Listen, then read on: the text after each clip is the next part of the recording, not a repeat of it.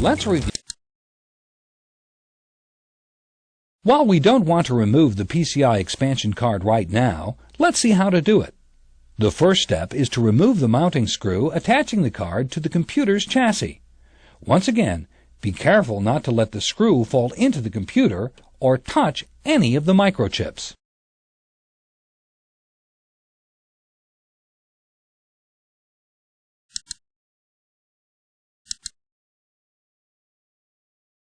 Good. Once you've removed the mounting screw, you can take out the expansion card. Go ahead and lift up on the card while gently rocking it from end to end.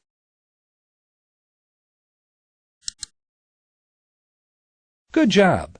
Now the only thing left to do is insert the expansion slot blank and reattach the mounting screw. Since the customer wants the PCI card installed, however, we'll go ahead and reinstall it. You can click Next and go on while we reinstall the expansion card.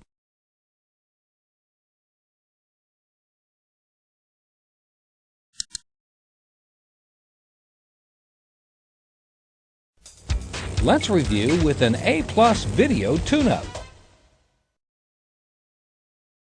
Take off the cover and remove the screw that attaches the expansion card. Lift out the card with a gentle end-to-end rocking motion.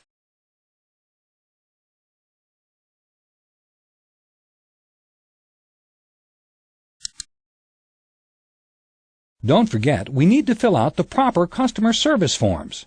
Since the customer brought their computer into the shop, we want to use the intake report form for in-shop work. You can go ahead and click Next and we'll enter the information for you.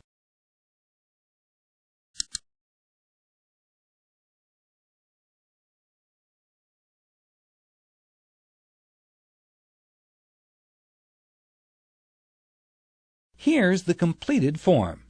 The forms your employer uses may differ, but most of the information will probably be the same.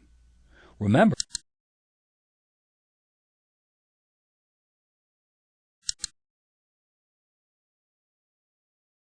ISA slots are shorter in length than PCI slots.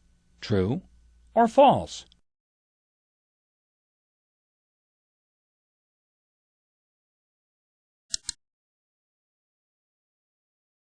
An ISA expansion card can be either 8-bit or 16-bit. True or false?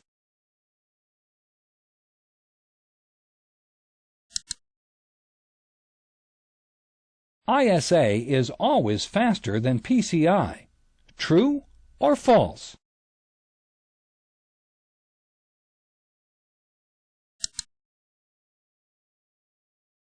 What is one advantage of using PCI instead of ISA?